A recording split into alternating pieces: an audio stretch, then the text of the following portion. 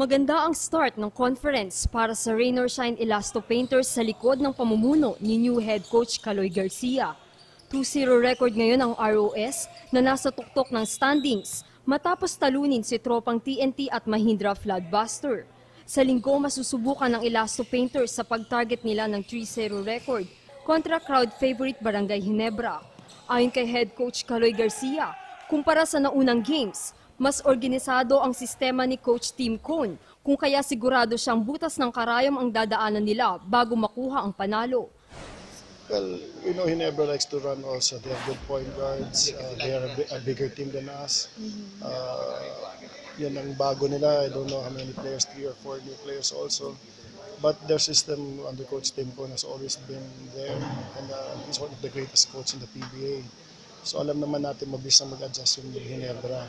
And coming from a loss, we're expecting them that they're going to come out stronger and come against us. Balanse ang scoring ng Rain or Shine sa nagdaang dalawang games, kung saan double figures ang nagawa ni Raymond Almasan, Jericho Cruz, Bo Belga, Gabe Norwood, Maverick Ahanmisi at rookie Mike Tolomia sa game kontra TNT katropang Texters, habang maganda rin ang opensa ng Kupunan kontra Mahindra na nagawa pa nilang tambakan ng 49 points. Ayon kay Garcia, kasama sa plano nila bago mag-start ang season ang ball sharing sa Kupunan.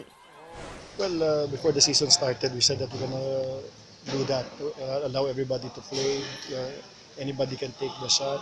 Whoever has the best possible shot can take the shot. It doesn't matter who. It's just that you know, we're just after the good ball movement. So we don't want to just attack with only using one person. Ibinahagi rin ng newly appointed head coach na masaya siya sa ipinapakitang depensa ng Kupunan, bagamat itinuturing silang offense-laden line-up. Sa unang dalawang laban ay nalimitahan nila sa 35% field goal shooting ang TNT at Mahindra.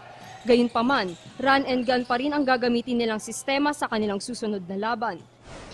Well, we like to run, so technically if you want to run, you have more attempts and then we're also going to be prone to turnovers. So when it comes to the defensive side, if you allow the other team to shoot a lot more, so kasi gusto natin fast pace, it's going to be hard to really stop other teams kasi running game na. Pero technically we just want to keep everybody under 39%.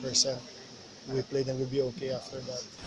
Sa linggo, alas 6:45 ng gabi, nakatakda ang laban ng Barangay Ginebra at Elasto Painters sa Mall of Asia Arena. Maria Isabel Reyes, PTV Sports.